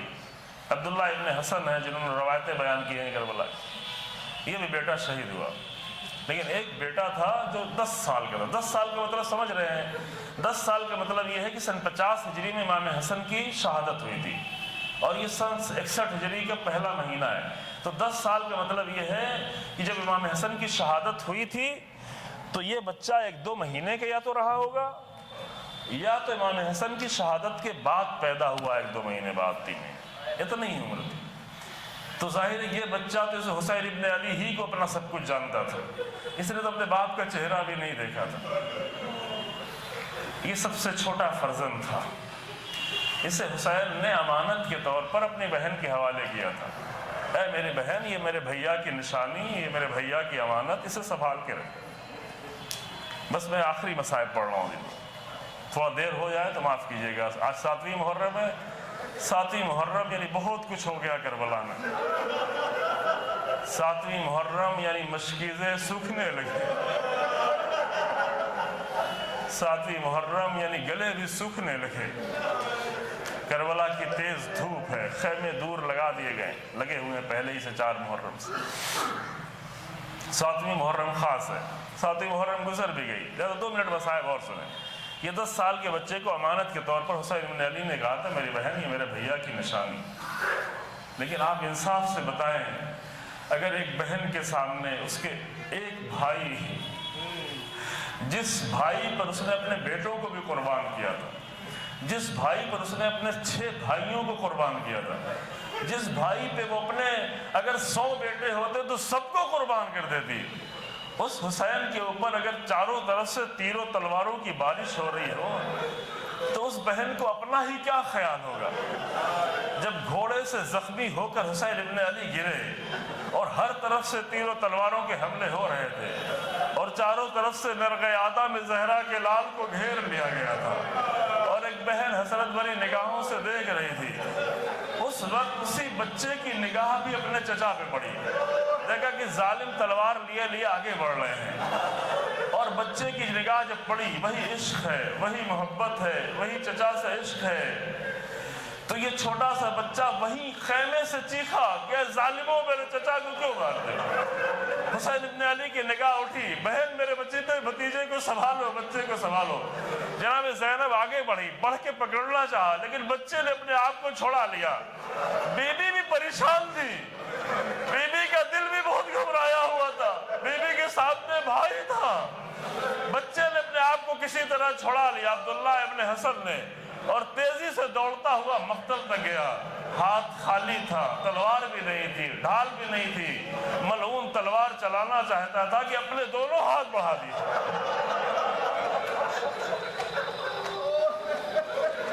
چچا کے لیے دونوں ہاتھ بڑھائے. اپنے لیے انسان جب کہیں گرتا ہے تو ہاتھ بڑھاتا ہے، لیکن دوسروں کے لیے کسی کا ہاتھ نہیں بڑھتا جلدی. لیکن یہ اہل بیت کے گھرانے کی تربیت تھی، اور یہ بھتیجوں کا اپنے چچا سے عشق تھا کہ 10 سال کا بچہ اپنے دونوں ہاتھ ایک ساتھ بڑھاتا ہے، اور دونوں ہاتھ وہیں پر کٹ گئے تلوار کے وار سے. یہ معتبر مقتل کی روایت ہے عزیزو. اور بچہ وہیں پر ہاتھ کٹنے کے بعد چچا کے زخمی سینے سے، تیروں بھرا سینہ تھا، ہر طرف تلواریں تھی، ہر طرف تیر تھے، نہیں معلوم کس طرح کہیں تک اپنے چچا تک قریب پہنچا. اور ابھی چچا کے ہاتھ سے یا سینے سے لگا ہوا زخمی سینے سے رو ہی رہا تھا کہ ایک تیر آیا اور بچے کے گلے میں لگا. اس تیر نے بچے کے گلے کو اتنا نہیں سوراخ کیا جتنا حسین ابن علی کے دل میں سوراخ ہو گیا. اس تیر نے حسین ابن علی کے دل کو چھلنے چھلنے کر دیا کہ میرے بھیا کی نشانی. آخری لمحوں میں حسین ابن علی کا دل ٹوٹ گیا، اور اسی لمحے میں چاہتے تھے کہ حسین تلوار سے ٹیک لگا کر اٹھے کہ کعب ابن بہر نے سر پہ تلوار ماری، حسین ابن نمیر نے گلے میں نیزہ تیر مارا، اور عبداللہ ابن سلام نے حسین کے سینے پر نیزہ مارا، جس سے سینے کی ہڈیاں ٹوٹ گئیں اور حسین زمین پہ گرے. ایسا زمین پہ گرے کہ پھر زہرا کا لال کبھی نہ اٹھ سکا. زینب کی فریادیں بلند ہوتی رہیں. انا للہ و انا الیہ راجعون. سيعلم الذين ظلموا أي منقلب ينقلبون. ربنا تقبل منا إنك أنت السميع العليم بحق محمد وعترته الطاهرين. پروردگار ہمارے اس مختصر سے عمل کو قبول فرما. پروردگار ایسے عبادت کا درجہ عطا